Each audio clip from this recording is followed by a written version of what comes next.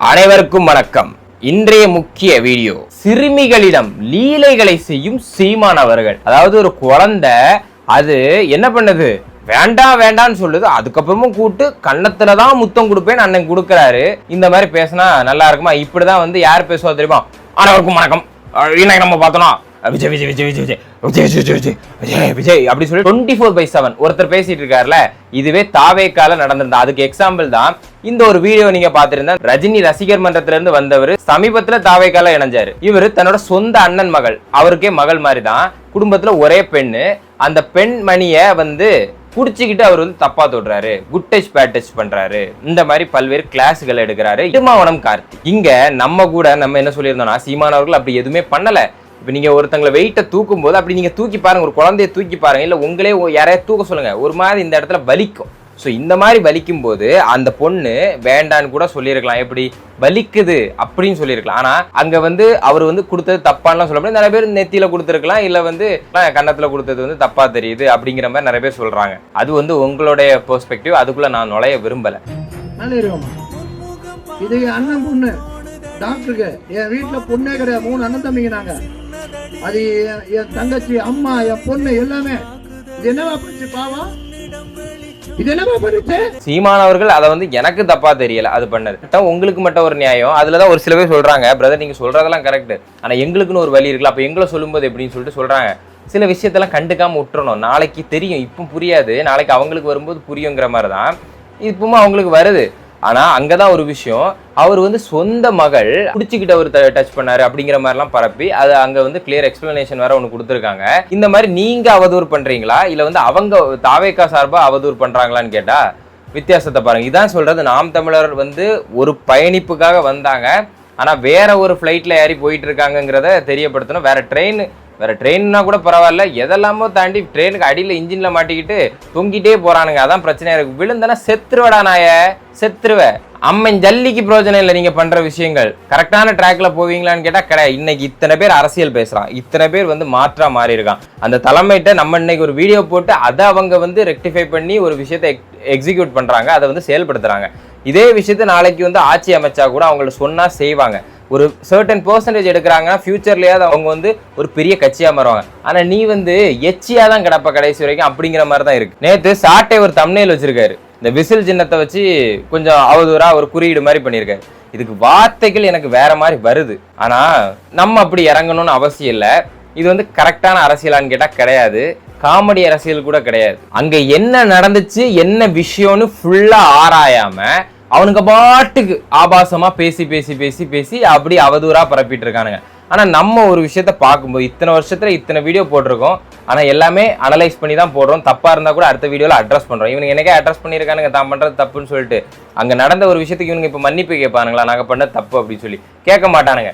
இதுல அவங்க பண்றது அவதூறு, அவங்க பண்றது தப்பு அப்படிங்கிறானுங்க. இவனுக்கு இதை தான் 10,000 வருஷமா பண்ணிட்டு இருக்காங்க, யாருமே அதை எடுத்து பேசல. இப்ப விஜய் அவர்கள் வந்தனால சாணிய செருப்புல, அதாவது செருப்ப கலத்தி அடிக்கிறது ஒரு ஸ்டைல், ஆனா சாணிய முக்கி செருப்பால் அடிப்பாங்கல்ல, அந்த ஸ்டைல இவனுங்க வாங்க போறானுங்க. பாத்துக்கோங்க, நல்ல கட்சியா இருந்தது. இவனுங்களை நம்பி 10,000 தம்பிமார்கள் தொண்டர்கள் இருக்காங்க. எனக்கு என்னன்னா, அந்த 2ஆம் கட்ட தலைவர்களுடைய பிரச்சனை, அந்த ஒரு செயல்பாடுனால மொத்த கட்சியும் இப்போ இப்படி சம்பிச்சு போய் நிக்குது அப்படின்னு தான் சொல்லணும்.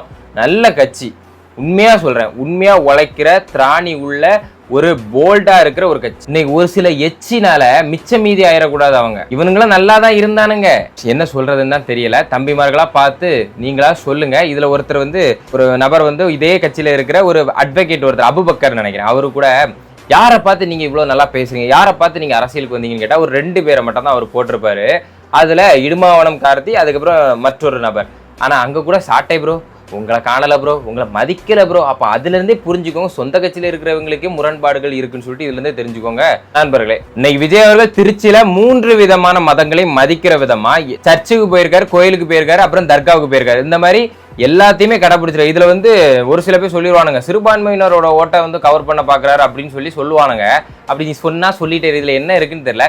தனி தொகுதின்னு ஒரு விஷயம் இருக்கு, அதுல பட்டியல் இனத்துல இருக்கிறவங்க மட்டும்தான் நிக்க முடியுங்கிற மாதிரி ஒரு கேட்டகரி இருக்கு. அது வந்து பொது தொகுதியா இருந்தாலுமே அவங்க வந்து என்ன பண்ண முடியும், பொதுவா இருக்கிறவங்க எல்லாருமே வந்து அதுல வாக்களிக்கணும். அதுல வந்து ஒரு பட்டியலினத்தவரை தவிர வேற யாருமே நிக்க முடியாதுங்கும் போது, அப்படி இருக்கிற பட்சத்துல இதே மாதிரி அங்க ஏரியால இத்தனை பேர் இருக்காங்க அப்படிங்கிறத ஒருத்தர் சூஸ் பண்றாருன்னா அங்க ஏதோ ஒரு காரியம் ஆகணும். அப்படி அது இல்லாம திருச்சிங்கும் போது அவர் அப்படின்னு பார்த்தா கன்னியாகுமரியில இல்லாத மெஜாரிட்டியா கிறிஸ்டின் ஓட்டு அப்படின்னு சொல்லி என்னோட கேள்வி.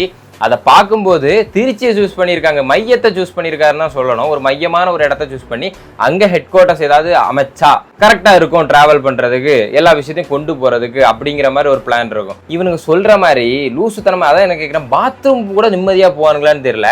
அங்கேயும் போய் இதைத்தான் யோசிச்சுட்டு இருப்பானுங்க போல. ஒருத்தனோட சாதனையை பத்தி பேசினாலே போதும். இத்தனை வருஷம் நாம் தமிழருக்கு வந்து இத்தனை % கட்டி ஓட்டு இருக்குல்ல, மாற்றவே முடியாத ஓட்டு இருக்கிறதுக்கு காரணம் அந்த கட்சியில பயணிச்ச இவ்வளவு நாள் அவனுங்க சொன்ன விஷயம் தான். என்னன்னா அவனுக்கு பண்ண சாதனை. அதாவது ஒரு விஷயம் பண்றானுங்கன்னா இயல்பா ஒரு விஷயம் இது வந்து முடியும் அப்படிங்கிற விஷயத்த மட்டும் தான் பேசுவானுங்க. அது இல்லாம அவனுக்கு பண்ண சாதனைகளை தான், நாங்க வந்து இந்த போராட்டம் பண்ணோம், இந்த போராட்டம் பண்ணோம், இந்த போராட்டத்தில் நின்னோம், அந்த போராட்டத்தை எடுத்து வச்சு இந்த மாதிரி விஷயங்களை மட்டும் பேசுவாங்க.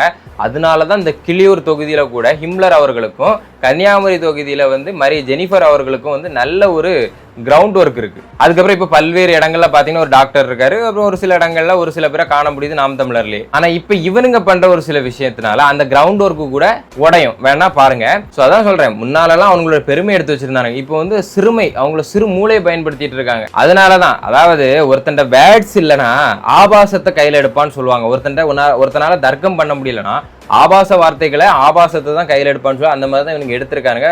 பெஸ்ட் எக்ஸாம்பிள் இவனுங்க தான். இன்னும் கொஞ்ச நாள் தான் இருக்கு, 2-3 நாள் தான் இருக்கு. கிளியரா சொல்றேன், வீட்டுல இருக்கவங்களை இப்பவுமே பிரெயின் வாஷ் பண்ணுங்க. முன்னாலெல்லாம் வந்து பேரண்ட்ஸ் சொல்லுவாங்க, கடைசி நேரத்துல பேரண்ட்ஸ் சொல்லுவாங்க எப்படின்னா இவங்களுக்கு தான் வாக்களிக்கணும்னா அதை மாதிரி அது போல வந்து மக்கள் வந்து அதாவது வீட்டில் இருக்க பசங்க வந்து போட்டுட்டு இருந்தாங்க. ஆனால் இப்போ அப்படி இல்லை, பசங்க சொல்லி பாட்டியிலேருந்து வீட்டில் இருக்க எல்லாருமே கேட்குறாங்க. அப்படிங்கும்போது நீ கரெக்டாக பிரெயின் வாஷ் பண்ணியனா கடைசி பட்சத்தில் இப்போ நீங்கள் கணிப்பு திணிப்பு இதெல்லாம் பார்க்காதீங்க, அதெல்லாம் கருத்து திணிப்பு. கடைசி சொல்லாமல் அந்த கட்சிக்கு வாக்களிக்கிறதுக்கும் நிறைய பேர் இருக்காங்க. நான் எந்த கட்சிக்கு போட்டேன்லாம் சொல்ல மாட்டாங்க, இல்லை இந்த கட்சிக்கு போட்டேன்னு சொல்லிட்டு அந்த கட்சிக்கு போடுறவங்களும் நிறைய பேர் இருக்காங்க. பேரண்ட்ஸ்லேயே சொல்கிறேன், சரி பசங்க சொல்லிட்டாங்க அப்படிங்கிற ஒரு இதனால. ஏன்னா பசங்க லவ் பண்ணாலே சில வீட்டில் வந்து பிடிக்காத வீட்டில் கடைசி பட்சமாக வந்து ஏற்றுப்பாங்க. அதே மாதிரி தான் அவங்களுக்கு குறுக்கு இருக்கும். கடைசி நிமிஷத்தில் பசங்க சொன்னதை போட முடியலையே, அது வந்து பையன் சொல்லியும் நம்ம கேட்கலேன்னு ஒரு குறுக்கு இருக்கும். ஸோ இந்த வாட்டி அப்படி நிறைய % ஆஃப் ஓட்ஸ் வந்து ஸ்ப்ளிட் ஆகும். வேணும்னா பாருங்க இது நடக்குதா இல்லையா அப்படின்னு சொல்லிட்டு. எத்தனை நாளைக்கு தான் அவனுக்கு வந்து இது வரைக்கும் ஏதாவது உங்களுக்கு வீட்டில் ஒரே ஒரு கேள்வி கேளுங்க, என்னன்னா நீங்க இந்த பாடின்னு சொல்றீங்க, நீங்க இவர் பேரை சொல்றீங்க, அவர் பேரை சொல்றீங்க, அந்த சின்னம் இந்த சின்னம் இத்தனை வருஷம் அது கை மாறாது அப்படிலாம் நீங்க சொல்லுவீங்க. ஒன்று கேட்குறேன், நீங்க இத்தனை வருஷமா ட்ரஸ்ட் பண்ணி நம்பிக்கையா அவங்களுக்கு போடுறீங்க, அவனுங்க உங்களுக்கு ஏதாவது ஒன்று பண்ணியிருக்கானுங்க, அதனால உங்க வாழ்க்கையில் ஏதாவது ஒரு முன்னேற்றம் அடைஞ்சிருக்குன்னு நீங்க நினைக்கிறீங்கன்னா கண்டிப்பா போடுங்க. நான் அது இல்லைன்னு சொல்ல முடியாது. ஏன்னா திமுக வந்து ஒரு ஈகோ சிஸ்டம் மாதிரி தான் செயல்பட்டு இருக்கு. எப்படின்னா ஒருத்தர் வந்து அந்த கட்சி சார்ந்து ஏதாவது ஒரு தொழிலோ இல்லை அவங்க ரீதியா வந்து ஒரு செயின் மாதிரி வந்துட்டே இருக்கும். அந்த கட்சியில் இருக்கிற ஒரு நிர்வாகி, அந்த நிர்வாகிகள் ஒரு தொழில் இருக்கும், அந்த உறவினர்கள் அதில் இருப்பாங்க, அவங்களுக்கு அதனால பெனிஃபிட் இருக்கும். இல்லை வந்து ஒரு பிபிஆர் இருப்பாங்க, இல்லை வந்து ஒரு கட்சி ஆஃபீஸில், இல்லை வந்து ஒரு கவர்மெண்ட் வேலையில், இந்த மாதிரி அரசாங்க வேலைகள் சார்ந்து படிப்படியாக அதனால ஆதாயம் இருக்கும். ஒரு கம்பெனியில் கான்ட்ராக்ட் எடுப்பானுங்க, ரோடு கான்ட்ராக்டோ பில்டிங் கான்ட்ராக்டோ அது எடுப்பானுங்க, அது மூலமா வாழ்ந்துட்டு இருப்பாங்க. அதனால அவனுங்க வந்து சப்போர்ட் பண்றது அதனால நீங்க சப்போர்ட் பண்றீங்கன்னா கம்ப்ளீட்லி ஐ அக்ரி.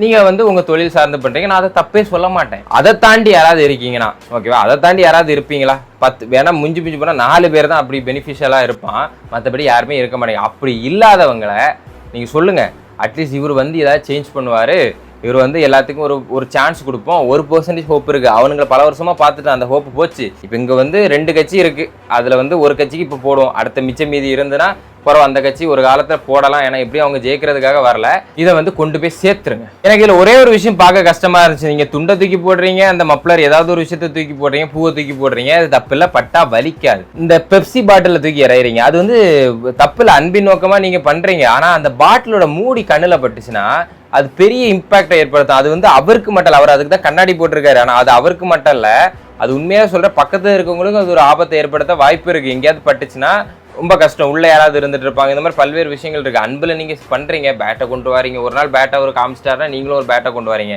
ஃபர்ஸ்ட் நம்ம வந்து அப்படி பண்ணக்கூடாது, ஒரு சில விஷயத்த அவாய்ட் பண்ணணும். அதாவது நல்ல விஷயம். இப்போ பூவை கொடுக்குறீங்க, இளநீ கொடுக்குறீங்க, அவர் வாங்கிக்கிறாரு. லைட் வெயிட்ல இருக்கிற விஷயமா இருந்தா தப்பு கிடையாது. ஒரு ஷர்ட் கொடுத்தா பிரச்சனை இல்லை, ஒரு பேண்ட் கொடுத்தா பரவாயில்ல. ஆனா நீங்க வந்து இதெல்லாம் தூக்கி போடும்போது ஏதோ ஒரு குண்டை தூக்கி போடுற மாதிரி அவருக்கு அந்த ரியாக்ஷன் வந்துடக்கூடாது அப்படிங்கிறதா. நம்ம கொடுக்குற அன்பு ஒரு கட்டத்துக்கு மேல வீக்கம் ஆயிடக்கூடாது. அதுக்கு தான் சொல்றது. அதை வந்து கொஞ்சம் பார்த்து எடுத்து கொஞ்சம் அடுத்த வாட்டி மீட்டிங் போகும்போதெல்லாம் கொஞ்சம் அதை மட்டும் கன்சிடர் பண்ணுங்க. வேற ஒண்ணும் இல்ல. இன்னைக்கு நிறைய பேர் சொல்லுவாங்க தாவேக்கா வந்ததுல எந்த ஒரு மாற்றம் இல்லை, எல்லாம் ஏமாற்று அப்படிதானே. ஒரே ஒரு விஷயம், அட்லீஸ்ட் நீங்க பாத்தீங்கன்னா ஓட்டு போடுற அன்னைக்கு எத்தனை பேர் புதுசா ஓட்டு போடுறாங்க, எத்தனை பெர்சன்டேஜ் வந்து இன்க்ரீஸ் ஆகுதுன்னு மட்டும் பாருங்க. இதை வேணா மார்க் பண்ணி வச்சுக்கோங்க, இந்த வீடியோ நோட் பண்ணி வச்சுக்கோங்க. காக்கி பேண்ட் வெள்ளை ஷர்ட் போட்டுட்டு எத்தனை பேர் போறாங்கிறத தாண்டி அட்லீஸ்ட் அவன் ரீல்ஸ் போடுறதுக்காண்டியாது அங்க போய் ஓட்டு போடுவான். தலையாய கடமை. நீங்க இத்தனை வருஷம் எவ்வளவோ செலவழிச்சு ப்ரொமோஷன் பண்றீங்க, எல்லாரையும் ஓட்டு போட வைக்கணும்னு சொல்லி நோட்டா வரைக்கும் நீங்க வச்சிருக்கீங்க.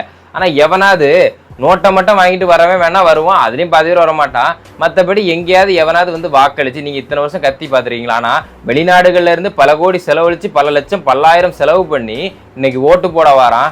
அட்லீஸ்ட் அவன் ரீல்ஸ் போடுறதுக்காண்டியாவது வந்து ஓட்டு போடுறான்ல. நன்றி, வணக்கம். மீண்டும் ஒரு நல்ல வீடியோல சந்திப்போம். இந்த முத்த காட்சிகள் இல்லாம மொத்தமா ஒரு காட்சிகளை வந்து பார்ப்போம்.